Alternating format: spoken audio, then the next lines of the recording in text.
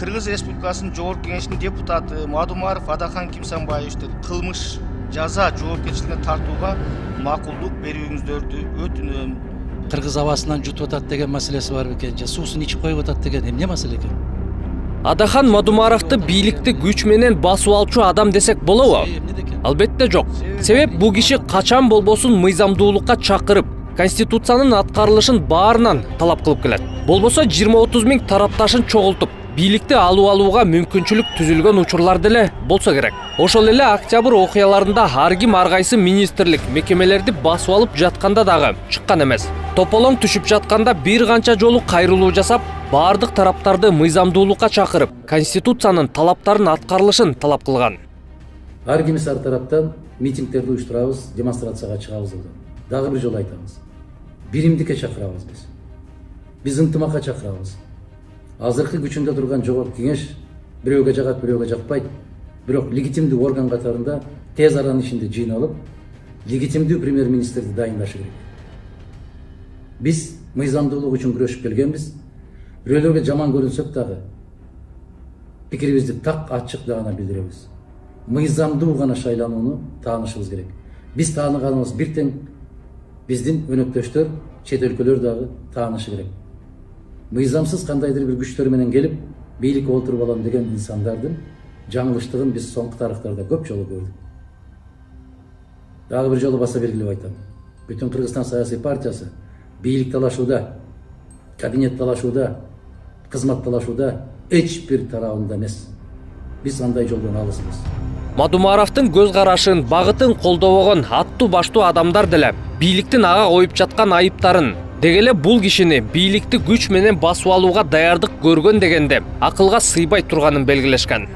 Парламентте азыр жалгыз эле ошол Адахан Мадумаров аябай курч суроолорду көтөрүп, ошол өзүнүн макулдук эместигин айтып атканы, бул жерде ошол бийликтин андан багыл өч алуу, анткени бул жерде эч кандай атаандашуу жок. Анткени атаандашуу деген бул бир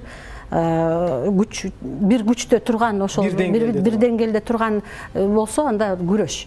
А бул жерде өч алуу, анткени бийликте деген чоң ресурс, бийлик деген бул килейген машина, репрессионный машина, ошон үчүн алар деген бүт өзүнүн ошол күчүн ошол оппозиционерге таштап атат да. Өзүнүн точка зрениен айтып аткан бул бүтүн Кыргызстан болчу. Болду. Ал сызда турган жок. Именно бул жерде жана статья болуп атат. Кыргызстанда дежурный статья бул бийликти басып алуу деген. Бул дежурный статья. Ошо мына Ташиев деле, Садыр Жапаров деле, ошол эле Атамбаев деле, бүт барды, Бакиев деле, ошонун бардыгы ошодон бери келатат бул дежурный статья. Анан жана сиз айтып аткандай коркутабыз деп атпайбы? Коркутпай эле бул временно изоляция деп коет. Кыргыздарды коркута албайт эч ким. Мына Алмаз мырза деле туура айтып атат. Болгон оппозиция и болот, и күчтүү оппозиция болот. Мейли бул адамдардын Мадумаровдун өзүнүн сөздөрүнө да ынанбасак, Орусиянын аналитиктери айтып, басылмалары дагы жазып жатышат. Мисалга Независимая газета басылмасы депутат Мадумаровду бийликти басып алууга айыпташты. Россиячыл саясатчы өмүр бою эркинен ажырашы мүмкүн деген макаласын жарыялаган. Анда кылмышка даярдануу, массалык башаламандык, бийликти күч менен басып алуу жана кызмат абалынан кыянаттык менен пайдалануу беренелер коюлду. Бирок айыптоочу тарап Мадумаров бул кылмыштардын баарын жасоого үлгүргөн мезгилде көрсөтпөгөнү дагы көңүл бура турган нерсе деп жазды. 2020 жылдын октябрындагы мамлекеттик төңкөрүштө Садыр Жапаров менен Камчыбек Ташиевдин тандеми бийликке келгенде нааразычылык акцияларга Мадумаров катышкан эмес. Саясатчынын 30 жылдан бери ал Конституцияны, анын ичинде 2021 жылы жаңы бийлик кабыл алган Конституцияны сактоо зарылдыгын айтып келет. Эксперттер бул беренелерди Мадумаровго карата колдонуу мүмкүн эместигин, ошондон улам 36-чы кылмышка даярдануу беренеси пайда болгонун айтып жатышат деп жазган басылма. Демек 3 беренени бышыктай алышпай, бул 36-чы беренени кошушкан. Ал эмне дейт? Адамдын атайылап кылмыш жасаганга каражаттарды же куралдарды издөөсү, же ылайыкташуусу, кошо катышуучуларды издөөсү, кылмыш жасоого бүтүмү же болбосо кылмыш жасоо үчүн шарттарды атайылап түзүүсү. Эгерде ошол эле учурда анын эркинен көз карандысыз себептер боюнча кылмыш аягына чейин чыгарылбаса, кылмышка даярдык көрүү деп таанылат.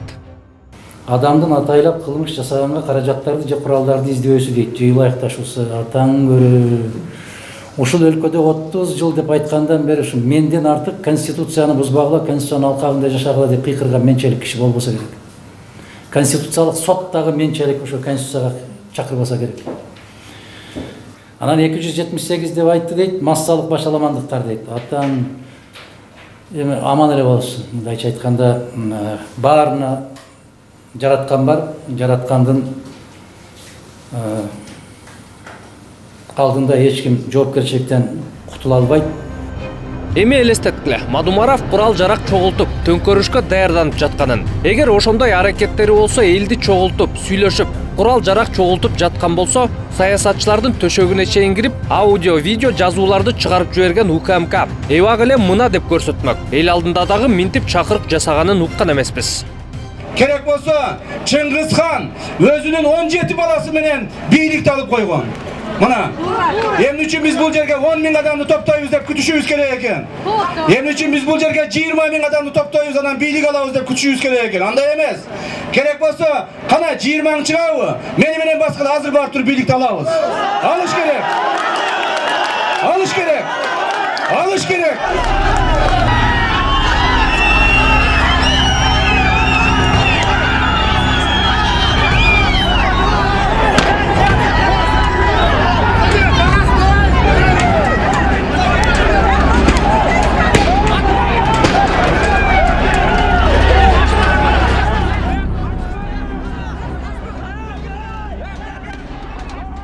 Мадумаровдун артынан минтип сая түшкөндөрүнүн себеби бирөө эле. Аны баары түшүнүп турат. Бийликке өтө ыңгайсыздыктарды жаратууда.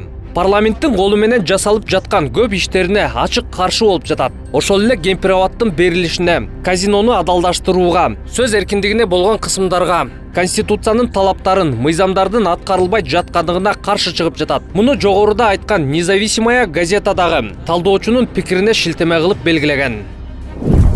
Мамлекеттер аралык келишимдер өңдүү маселелерде анын принципиалдуу позициясы көп учурда өлкөгө зыян келтирүүчү документтердин парламентте өтүшүнө жол бербейт. Депутат Мадумаров эгемен Кыргызстандын тарыхындагы оппозициянын жалгыз көрүнүктүү өкүлү. Бийлик бутактарынын ортосунда катуу тиреш жүрүп жатат. Бул жогорку жетекчилердин чөйрөсүндө тигил же бул маселенин чечилишинен ачык көрүнүп турат. Эгер Мадумаровду камашса, анда анын тарапкерлери нааразычылык акцияларына чыгышы толук ыктымал. Мадумаровка эч бир жерден илинчек табылбай, Кемпироват иши боюнча жоопко тартуу аракети болуп жатканы турган кеп. А бул саясий иш экенин юристтер дагы, камактагылардын адвокаттары дагы айтып келишет. Адахан Мадумаровдун оозун жабуу аракети 100% ушул ишке байланыштуу экенин өзү да баса белгилеген эле. Кемпироват иши менен бир катар адамдар азыр камакта отурат. Ушул жерде сизге да Кемпироват боюнча тиешеси болушу мүмкүн? Мүмкүн эмес, бул 100%. 100% Кемпироват маселесин мен күн сайын көтөрөм. Эске да салып кетип бартам. Кемпироват маселеси бул могул бийликтин түбөлүктүү маңдайына жазылып калган кылмыш болот. Анан булар ойлогон, ушундай кылмышын козгоп койсок, анан антсек минтсек көпчүлүгүнө окшоп унчукпай отуруп калат деген. Жок.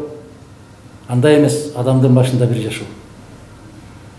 Мен айтам, колуңардан келгенин жасап алууга да керек болсо күндү батыштан чыгарып алууга. Бирок менин пикирим кылдай кыйшайбайт. Кемпироват туура эмес чечилген. Кемпироват боюнча камакта отургандардын бүтүндөй баары мыйзамсыз отурат. Кемпироват бул эч качан булардын тарыхынан өчпөйт. Бул көтөрүлө берет.